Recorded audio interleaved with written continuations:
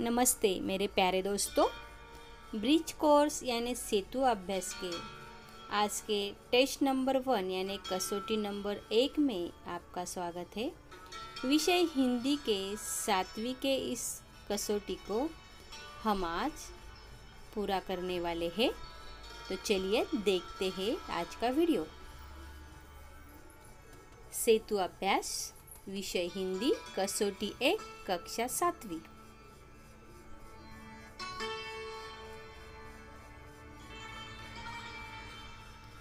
यहाँ पे प्रश्न पहला हमें दिया गया है। चित्र देखकर उससे शब्द बनाओ। अभी चित्र देखने हैं और शब्द बनाने हैं। पहला चित्र है बराबर चिड़िया। तो चिड़िया का ची लिखकर चिड़िया शब्द पूरा करना है। दूसरा चित्र आपको दिखाई नहीं दे रहा लेकिन वो किसान का है, तो यहाँ पे हम शब्द लिखेंगे किसान। तीसरा शब्द है विमान और चौथा चित्र आपको दिख रहा होगा नारियल। शब्द दिए भी है आपको नारियल, तो आगे बीच में सिर्फ री लिखना है। इस तरह से शब्द पूरे होंगे। प्रश्न पहला ब, निम्नलिखित प्रश्नों के उत्तर लिखो। एक प्रश्न है विभिन्न धातुओं के नाम लिखो। अभी धातुओं के नाम आपको आने चाहिए, जैसे सोना, चांदी, लोहा। इन धातुओं के नाम आप लिख सकते हैं। दूसरा प्रश्न है भारत की बेटी चित्र का निरीक्षण करो और फर्क को लिखो। तो चित्र को आप निरीक्षण करके लिख सकते हैं। मैंने एक फ़र्क यहाँ पे बताया है कि साड़ी का रंग अलग है। आप और कई फ़र्क लिख सकते हैं। प्रश्न तीसरा है कभी भी खत्म न होने वाली ऊर्जा कौन सी है? तो वह है सौर ऊर्जा, सूरज से मिलने वाली ऊर्जा। और चौथा है बबलू की बुरी आदत क्या थी? तो बबलू की बुरी आदत थी वो पानी और बिजली की बचत नहीं करता था। हर चीज़ का इस्तेमाल बचत करके करना चाहिए, वह बबलू नहीं कर रहा था। इस तरह से प्रश्नों के उत्तर आप दे सकते हैं। आगे प्रश्न दूसरा है निम्नलिखित शब्दों में उपसर्ग लगाकर लिखो। अभी उपसर्ग शब्द के पहले आता है, यह आपको पता होना चाहिए। जैसे यहाँ पे पहला शब्द है डर, उसके आगे नी लगाया हुआ निडर। अभी अगला शब्द है शकुन, तो शकुन के आगे अप लगाएंगे तो होगा अपशकुन। निडर अपशकुन। अब पूर शब्द है, वह पूर के आगे अप लगा के देखिए, नी लगा के देखिए, अर्थपूर्ण शब्द नहीं बनता, इसलिए भर लगा के भरपूर शब्द बनता है। शब्द को अर्थ भी होना चाहिए। प्रथा, उसके आगे कु लगाइए, कु उपसर्ग लगा के कुप्रथा।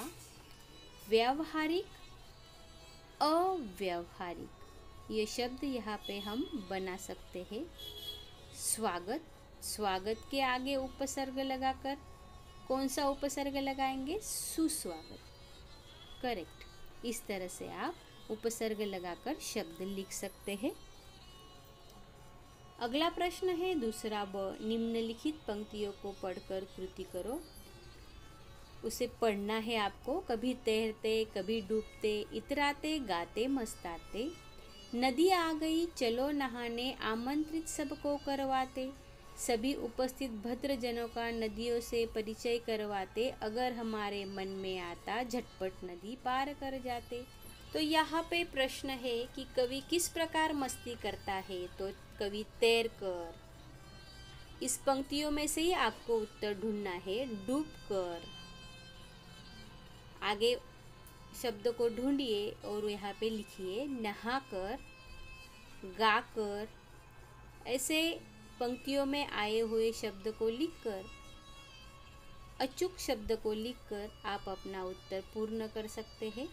तैर कर, डूब कर, नहा कर, गा कर, ऐसे कवि मस्ती करता है।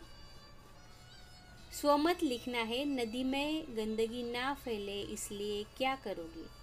तो आपके नज़रिए में जो उत्तर आपको सही लगता है आप लिख सकते हैं, क्योंकि यहाँ पे आपको स्वमत लिखना है।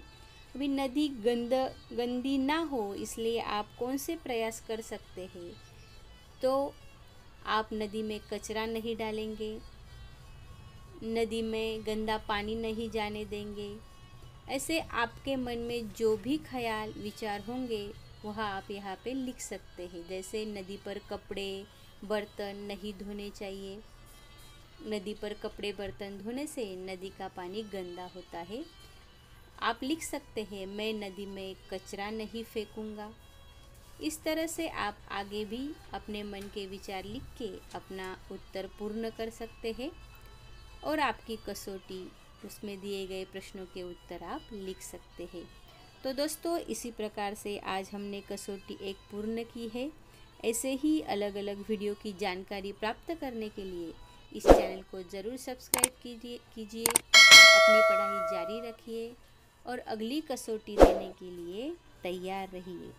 Best of luck. धन्यवाद।